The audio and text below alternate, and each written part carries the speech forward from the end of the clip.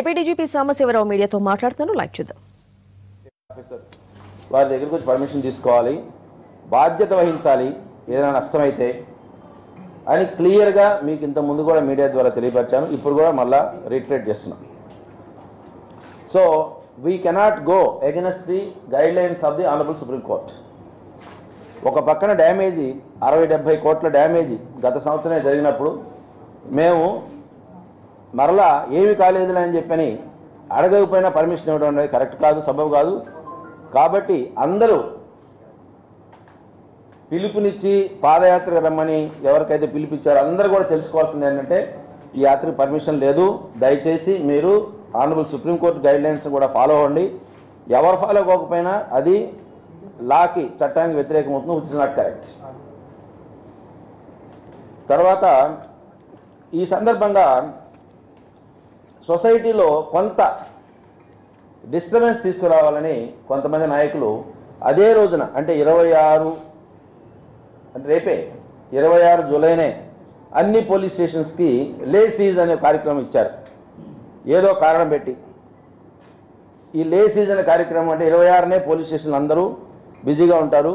మనం ఏదో చేయొచ్చు, మన వంతు మన డ్యామేజ్ లేకపోతే ఏదో ఒక piece order related problem create చేయొచ్చు అన్న ఉద్దేశంతో 26న కొంతమంది లే సీజ్ కార్యక్రమం ఇచ్చారు. మేము వీటికేమీ భయపడేది లేదు, వెనక్కి దగ్గర అసలు లేదు. మా ప్రాపర్టీస్ నెట్ ప్రొటెక్ట్ చేసారో మాకు తెలుసు. I'm appealing to all the people through media, ముఖ్యంగా కాపు యువతకి అదేవిధంగా దళిత యువతకి కూడా సోదరులకు కూడా చెప్తున్నాను, ఇది కరెక్ట్ కాదు. కాల్ ఇస్తుంటారు కానీ ఇచ్చినప్పుడు ఒక కాజ్ ఉండాలి, దానికి ఒక పద్ధతి ఉండాలి. సెక్షన్ 30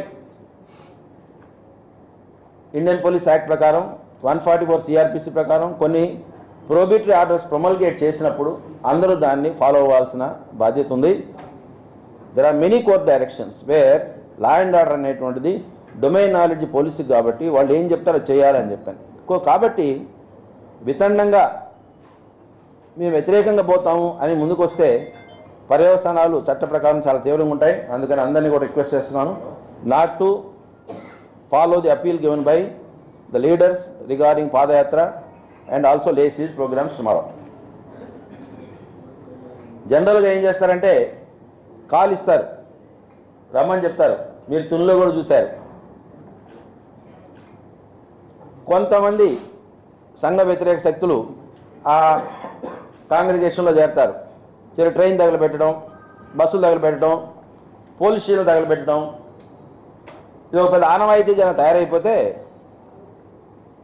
ఇక చట్టాన్ని వాళ్ళ చేతుల్లోకి వాళ్ళే తీసుకోవాలనుకుంటే it's not going to be tolerated. ఒకసారి 2 సార్లు అని కాదు, ఏదైనా కేసే. దాన్ని ఇన్వెస్టిగేట్ చేస్తారు, ఇన్వెస్టిగేట్ చేసి తగిన చర్యలు తీసుకుంటారు. సిఐడి కూడా ఇన్వెస్టిగేట్ చేసి కంప్లీట్ చేశారు. సో కొంతమంది ఎవరైతే గుర్తించబడినటువంటి నేరస్తులు ఉంటారో వారి మీద చర్యలు కూడా తీసుకుంటాం.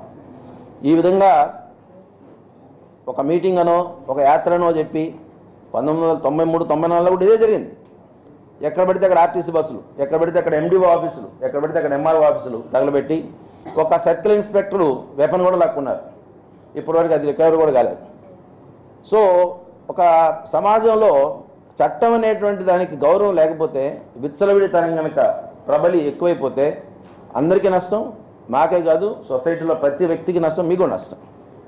So I am requesting all the youth not to pay attention to what their appeal is.